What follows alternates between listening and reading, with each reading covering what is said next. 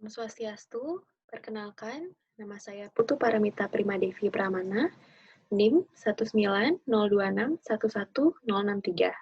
Saya adalah dokter muda yang sedang menjalani stase di Departemen Anestesiologi dan Terapi Intensif, periode 1 Juni hingga 14 Juni 2020. Pada kesempatan ini, saya akan menjelaskan mengenai manajemen preoperatif. Pertama, saya akan menjelaskan mengenai definisi dari manajemen perioperatif. Manajemen perioperatif merupakan perawatan pasien yang dimulai dari persiapan operasi sampai pasien pulih dengan sepenuhnya, di luar tindakan operasi. Tujuan dari manajemen perioperatif ini adalah perawatan sebelum, saat, dan setelah operasi untuk mencapai kondisi pasien yang ideal untuk menjalani operasi. Perlu diingat bahwa kondisi pasien yang ideal tidak harus dalam kondisi yang normal. Manajemen perioperatif dibagi menjadi 3. Yang pertama adalah preoperatif, yang kedua durante operatif, dan yang ketiga adalah postoperatif. Pada kesempatan ini, saya akan menjelaskan mengenai preoperatif. Tujuan dari evaluasi pre-anestesi yang pertama adalah membangun hubungan dokter-pasien, yang kedua mendokumentasikan kondisi sistem organ, yang ketiga status kesehatan keseluruhan, yang keempat potensi masalah dan risiko perioperatif, yang kelima mortalitas dan morbiditas, yang keenam rencana perawatan perioperatif, yang ketujuh KIE mengenai kegiatan atau kondisi sebelum, saat, dan setelah operasi, untuk pengurangan biaya, lama rawat inap, pengurangan risiko pembatalan operasi, dan peningkatan kepuasan pasien. Jika pada pre-anestesi kita menemukan ada permasalahan, kita akan perbaiki dulu jika waktu memungkinkan. Jika tidak, dapat menunda jadwal operasi. Misalkan, jika tekanan darah pasien naik atau turun, kondisi ini lebih berbahaya, maka konsultasi dengan sejawat kardiologi harus dilakukan karena pasien tidak stabil dan akan meningkatkan risiko masuk ICU post-operasi dan juga biayanya juga meningkat. Persiapan preoperatif. Yang pertama adalah membangun hubungan dokter dan pasien, yang kedua anamnesis, yang ketiga pemeriksaan fisik, yang keempat pemeriksaan penunjang, yang kelima terapi preoperatif yang sesuai, yang keenam persetujuan atas tindakan anestesi, yang ketujuh asesmen resiko, dan yang ke-8 dokumentasi semua kegiatan. Pengkajian pre-anestesi. Di sini terdapat keluhan utama, riwayat penyakit pasien, riwayat operasi sebelumnya, transfusi, riwayat keluarga, dan alergi obat. Evaluasi dilakukan menggunakan checklist. Setelah itu, melakukan pemeriksaan fisik, penilaian skala nyeri, status sosial, riwayat merokok, minum alkohol, ataupun kepercayaan tertentu. Misalkan, harus dilakukan oleh dokter anestesi wanita, dan jika terjadi perdarahan, tidak melakukan transfusi darah. Selanjutnya, pemeriksaan penunjang bisa ditambahkan sesuai dengan kebutuhan dan indikasi. Diagnosa dibuat dari kesimpulan berdasarkan skor ASA. Semakin tinggi skor ASA, akan semakin tinggi pula masalah pasien. Selanjutnya adalah membuat daftar rencana dan target. Misalnya, pasien dengan hipertensi, rencana yang dilakukan apakah obat dilanjutkan sampai pembiusan, dan targetnya misalnya tekanan darah 140 atau 160 sistolik. Selanjutnya adalah anamnesis. Anamnesis dilakukan berdasarkan Second Seven dan Fundamental Four. Membangun hubungan dokter pasien sangat diperlukan. Di sini, pasien berdiskusi mengenai kecemasan, mengenai anestesi atau pembedahan. Mungkin takut teringat trauma saat pembedahan ataupun terbangun saat operasi. Dokter anestesi menjelaskan metode dari anestesinya, rencana penanganan nyeri pasca operasi, dan risiko tindakan dengan istilah yang awam, sehingga pasien maupun keluarganya dapat mengerti.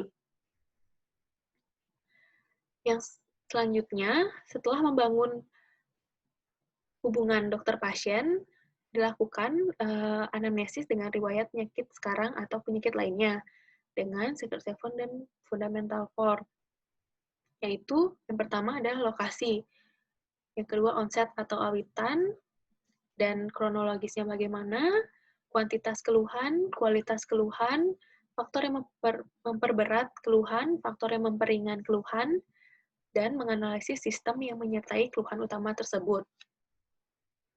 Selanjutnya, kita menggali riwayat preoperasi. Ditanyakan, adakah penderita pernah sakit serupa sebelumnya? Bila ada, kapan terjadinya, dan sudah berapa kali? Dan telah diberi obat apa saja, serta mencari penyakit yang relevan dengan keadaan yang sekarang. Penyakit kronis seperti hipertensi, diabetes mellitus, kita harus tahu apakah juga pada riwayat preoperasi sebelumnya itu lama perawatannya berapa lama, riwayat rawat inapnya, riwayat imunisasi, riwayat pengobatan, dan riwayat menstruasi untuk pasien wanita. Selanjutnya adalah kebiasaan khusus. Kebiasaan khusus seperti merokok dapat meningkatkan efek kardiovaskular, sehingga dapat meningkatkan risiko untuk penyakit vaskular perifer, koroner, dan cerebrovaskular, karena nikotin dapat meningkatkan denyut jantung dan spasme koroner.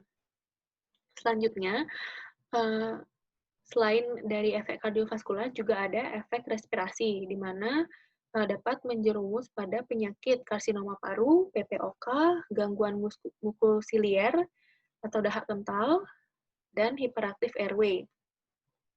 Di sini kita harus tahu apakah pasien terdapat gejala tersebut, karena pentingnya kita perlu suction saat anestesi, intubasi, atau eksubasi.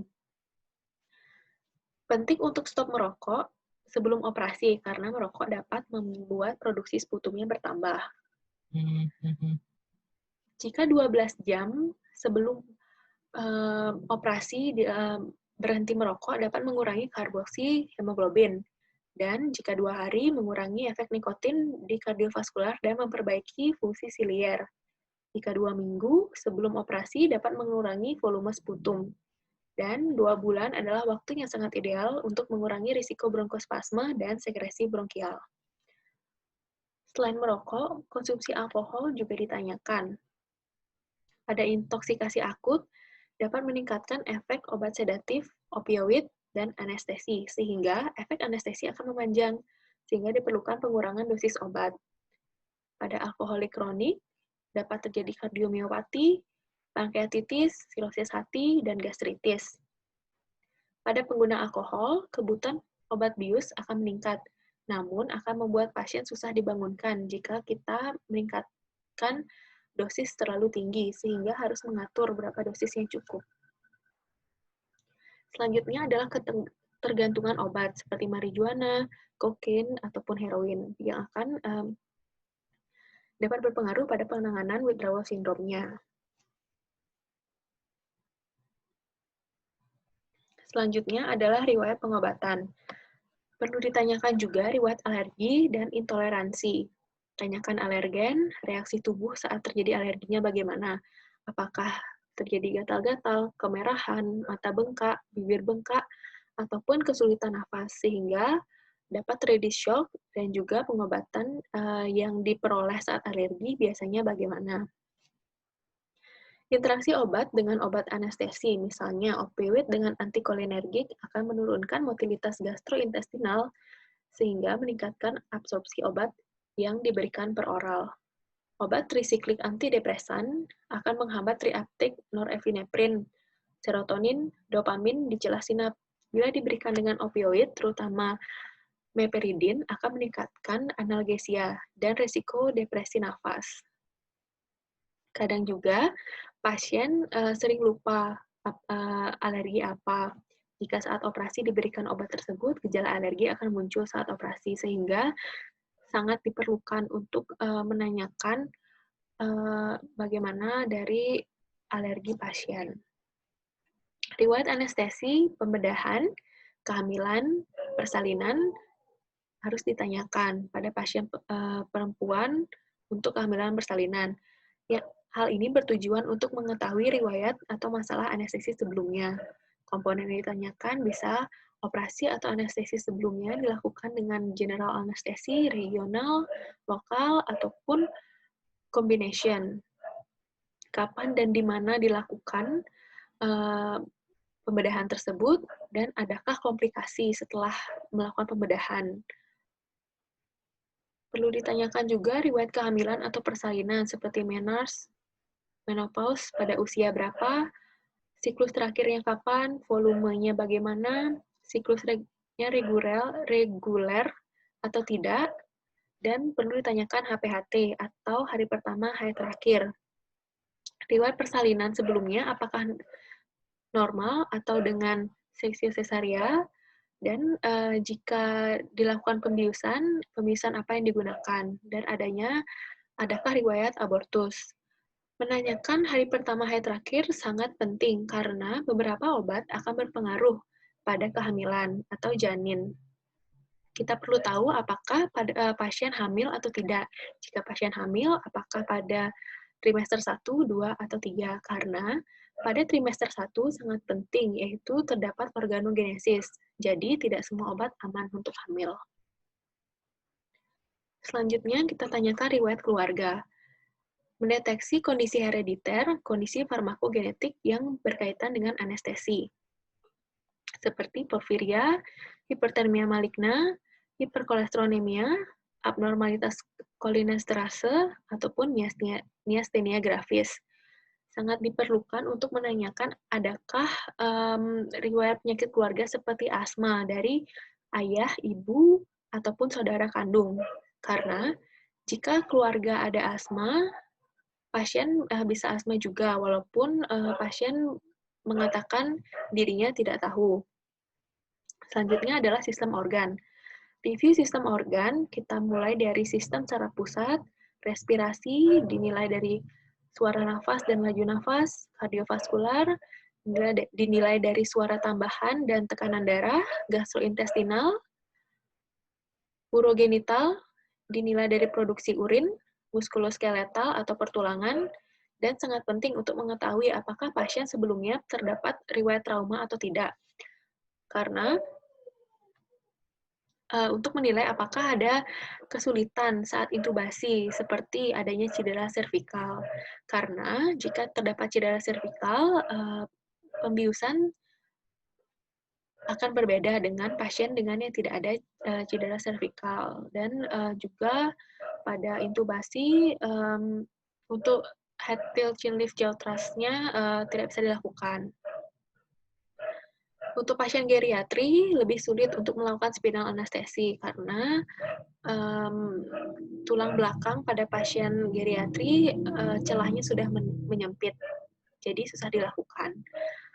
Perlu juga ditanyakan riwayat makan minum. Tanyakan riwayat makan minum terakhir, jenis makanan, dan jumlah makanan yang dikonsumsi. Puasa prabedah yaitu periode yang tidak diperbolehkan menerima asupan cairan maupun padat per oral dalam jangka waktu tertentu sebelum prosedur pembedahan. Tujuannya untuk mengurangi risiko terhadap aspirasi paru dan komplikasinya. Berikut merupakan daftar makanan atau minuman yang dapat dikonsumsi serta berapakah waktu puasa minimal pada setiap tipe. Yang pertama adalah minuman ringan, seperti air mineral, jus buah tanpa bulir, minuman berkarbonasi, teh tawar, kopi hitam. Semua ini tanpa alkohol, dan maksimal 10 mililiter per kilogram berat badan. Waktu puasa minimalnya adalah 2 jam. Kenapa 2 jam? Karena menurunkan isi lambung dan keasaman jika dibandingkan dengan 6 jam pasca puasa preoperasi. Untuk tipe selanjutnya adalah air susu ibu, di mana minimal puasanya 4 jam, pada susu formula 4-6 jam, pada non-human milk 6 jam, makanan ringan seperti roti panggang, tanpa digoreng dan tidak berlemak 6-8 jam, Untuk makanan yang digoreng atau berlemak atau makanan yang berat harus dihindari. Namun, jika pasien makan makanan tersebut harus puasa lebih dari 8 jam, karena akan memperpanjang waktu pengosongan lambung untuk makanan berlemak dan digoreng. Untuk obat oral, 1-2 jam dengan air 150 ml. Selanjutnya adalah golongan obat dan contoh dan rekomendasinya. Terdapat golongan obat stimulan gastrointestinal, yaitu seperti metoclopramid, dapat digunakan atau tidak rutin digunakan. Pada blokade sekresi asam lambung seperti simetidin, ranitidin, omeprazol, dan lansoprazol, dapat digunakan atau tidak rutin digunakan. Pada antasida, sodium sitrat, dan magnesium trisilikat dapat digunakan atau tidak rutin digunakan. Untuk antimimetik seperti ondansetron dapat digunakan atau tidak rutin digunakan. Pada golongan antikolinergik seperti atropin, skopolamin, glikoprolat tidak ada gunanya. Dan jika terdapat kombinasi obat-obat di atas juga tidak rutin digunakan.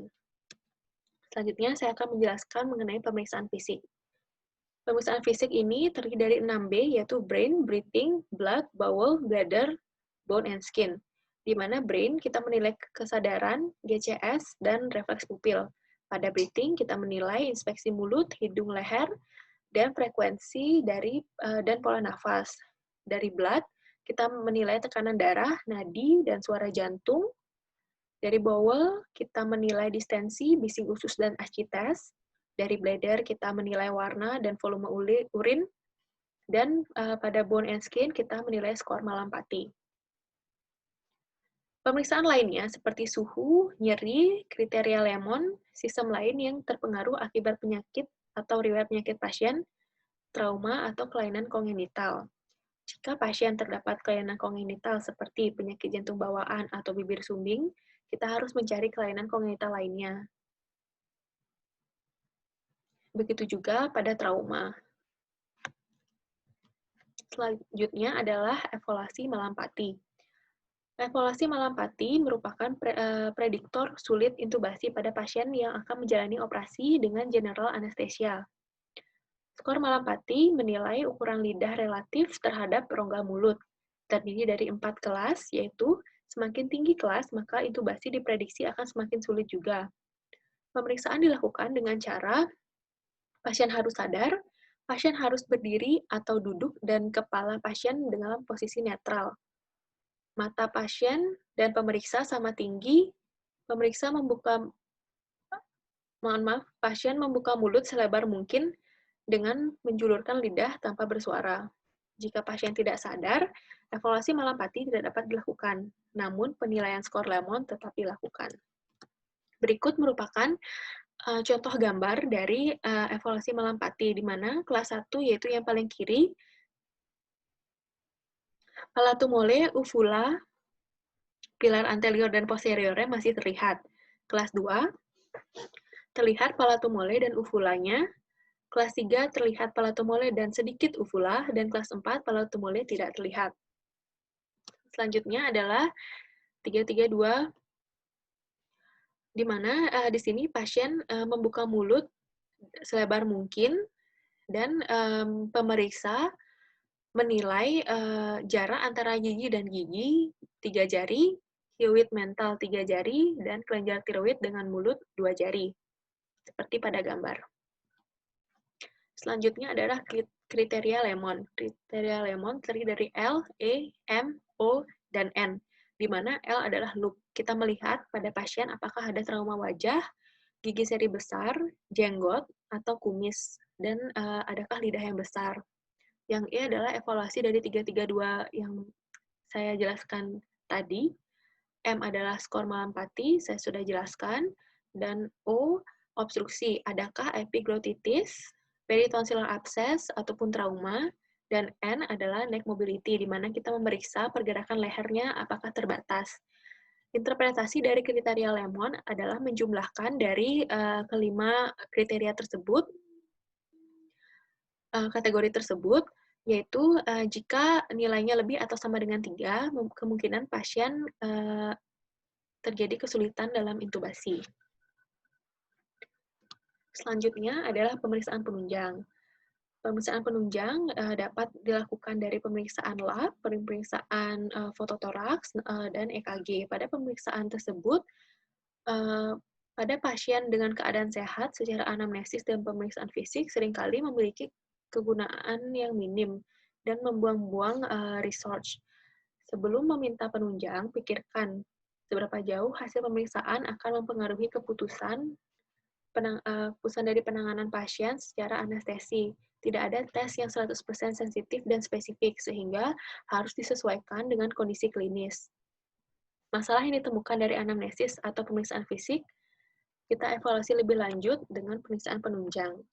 Saya akan jelaskan satu persatu. Yang pertama adalah pemeriksaan darah tepi, yaitu hemoglobin, hematokrit, leukosit, dan platelet. Ini dilakukan pada pasien di atas 60 tahun, perempuan menstruasi, prediksi banyak perdarahan atau transfusi, dan pasien riwayat perdarahan, anemia, gangguan darah, malnutrisi, gangguan hati dan ginjal. Pada serum glukosa, kreatinin, urea, dan elektrolit juga dilakukan pada pasien di atas 60 tahun, atau dengan pasien dengan riwayat diabetes, gangguan nutrisi, ginjal, hati, diare, mual muntah, riwayat konsumsi steroid, diuretik, obat nefrotoksik. Selanjutnya adalah tes fungsi hati, dilakukan pada pasien dengan penyakit hati, nutrisi, dan alkoholisme. Pada pemeriksaan koagulasi, dilakukan pada pasien riwayat gangguan koagulasi, riwayat perdarahan setelah luka operasi, dan mudah memar, serta pasien riwayat konsumsi antikoagulan. Pada pemeriksaan penunjang X-ray torak dilakukan pada pasien di atas 60 tahun atau dengan pasien dengan riwayat penyakit jantung, tiroid, pernafasan, kanker, atau metastasis. X-ray torak tidak rutin digunakan atau bukan indikasi pada pasien riwayat merokok ataupun ISPA yang sudah sembuh. Selanjutnya, EKG dilakukan pada pasien usianya lebih dari 40 tahun, riwayat penyakit jantung, hipertensi, dan adanya penyakit paru. Selanjutnya adalah ASA score. Jadi, diagnosis anestesi untuk memprediksi kejadian yang tidak diinginkan secara non-spesifik dikeluarkan oleh American Society of Anesthesiologists, diberlakukan pada semua pasien yang akan dikerjakan operasi, meskipun tidak mencakup seluruh risiko anestesi seperti usia dan kesulitan intubasi. Saya akan jelaskan, di sini ada kelas 1, kelas ini termasuk golongan orang sehat yang normal, yaitu dengan mortalitas perioperatifnya 0,1%. Kelas 2, pasien dengan penyakit sistemik ringan hingga sedang dan tidak fungsional keterbatasan, atau pasien ASA 1 yang menunjukkan kecemasan dan ketakutan yang lebih ekstrim untuk operasi. Contohnya untuk pasien diabetes, epilepsi, asma yang terkontrol dengan baik, ASA 1 dengan kondisi pernafasan, kehamilan, dan atau alergi yang aktif. Ini mempunyai mortalitas perioperatif 0,12%. Kelas 3, termasuk pasien dengan penyakit sistemik sedang hingga berat yang mengakibatkan beberapa keterbatasan fungsional seperti angina pectoris, infark miokard, gagal jantung kongestif, diabetes dependent insulin, dan PPOK mempunyai mortalitas perioperatif yaitu 1,8%.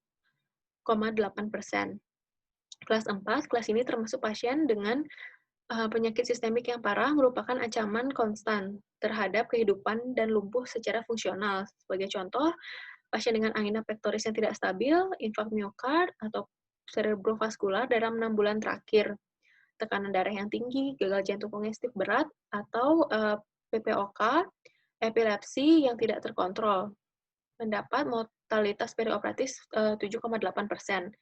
Dan yang kelas 5 termasuk pasien yang hampir mati dan diperkirakan tidak akan bertahan dalam 24 jam dengan atau tanpa operasi. Pasien ini hampir selalu dirawat rumah sakit, pasien yang sakit parah. Perawatan darurat mungkin diperlukan untuk pengobatan paliatif. Ini mendapatkan mortalitas perioperatifnya 9,4%. Dan kelas 6, Kelas ini termasuk pasien yang mati batang otak yang organnya diambil. Jika untuk pasien emergensi, status fisik diikuti oleh akhiran E, misalnya 3E. Selanjutnya adalah informed consent. Informed consent sebaiknya digunakan menggunakan bahasa yang mudah dimengerti sehingga informasi mengenai prosedur anestesi bedah dan risikonya dapat tersampaikan secara utuh dan dimengerti oleh pasien dan keluarganya, sehingga dapat membuat keputusan setuju atau tidak setuju tanpa tekanan. Pasien kompeten atau pasien dewasa bisa membuat keputusan untuk dirinya sendiri setelah menimbang risiko dan manfaat. Pada pasien kompeten tidak bisa diwakilkan. Komponen konsen diantaranya adalah teknik anestesi, backup anestesi, yaitu general anestesi, ataupun jenis anestesi lainnya, deskripsi dari prosedurnya bagaimana, komplikasi umum. Inform consent sebaiknya menggunakan lembar inform consent ataupun tertulis yang ditandatangani oleh pasien atau pembuat keputusan dan dokter penanggung jawab pasien untuk melindungi dokter dan pasien.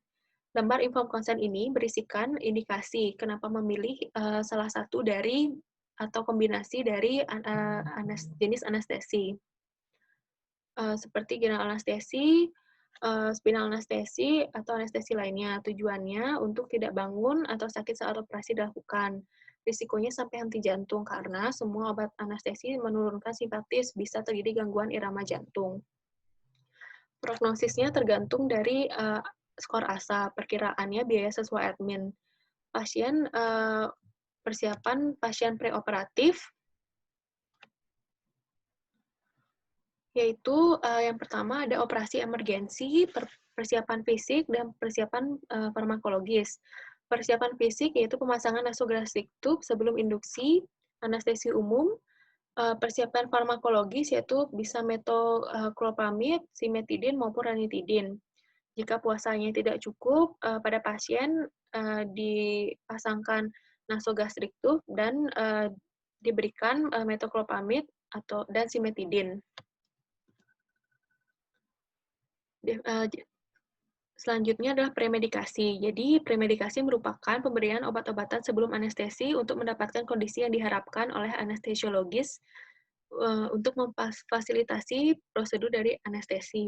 Tujuannya untuk mengurangi kecemasan, mengurangi nyeri, mengurangi kebutuhan obat-obat anestesi, mengurangi sekresi saluran nafas, menyebabkan amnesia, mengurangi kejadian mual muntah pasca operasi, membantu pengosongan lambung, mengurangi produksi asam lambung, meningkatkan pH asam lambung, mencegah refleks yang tidak diinginkan.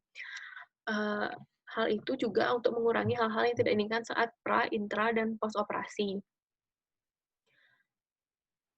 Periode pemberian dari premedikasi ini bisa dari intravena 1-5 menit, intramuskular 30-60 menit, per oral 60-90 menit.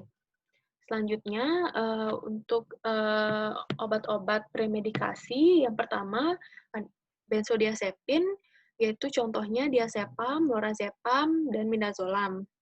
Ini mempunyai efek anksiolisis, di mana mengurangi ansietas tanpa menurunkan level kesadaran. Yang kedua, mempunyai efek sedasi, yaitu menurunkan kesadaran. Yang ketiga, amnesia anterograde, hilangnya memori setelah pemberian obat. Yang kedua, ada obat antikolinergik seperti atropin, glycopyrolat, diphenhydramine, dan dimenhydrinat, mempunyai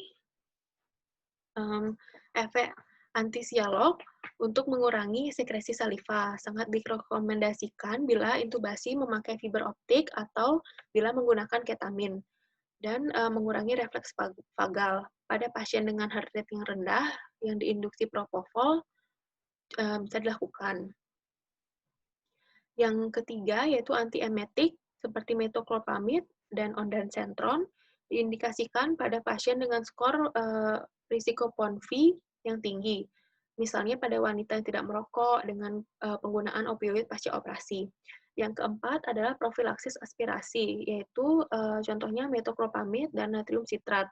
di mana ini dapat mengurangi volume cairan di gaster dan meningkatkan pH lambung. Selanjutnya ada antihistamin, yaitu contohnya H1 blocker untuk mencegah reaksi alergi. Yang terakhir adalah opioid, yaitu contohnya fentanyl dan morfin, di mana akan menumbuhkan respon simpatoadrenal, misalnya respon naik nadi dan tensi saat intubasi. Diindikasikan terutama pada pasien jantung iskemik dan hipertensi. Dan juga ada efek analgesinya untuk penanganan nyeri preoperatif, misalkan pasien trauma dan artritis, dan mempunyai efek sedasi. Namun, morfin memiliki efek sedasi tanpa efek ansiolitik. Terima kasih atas waktunya, terima kasih atas kesempatannya.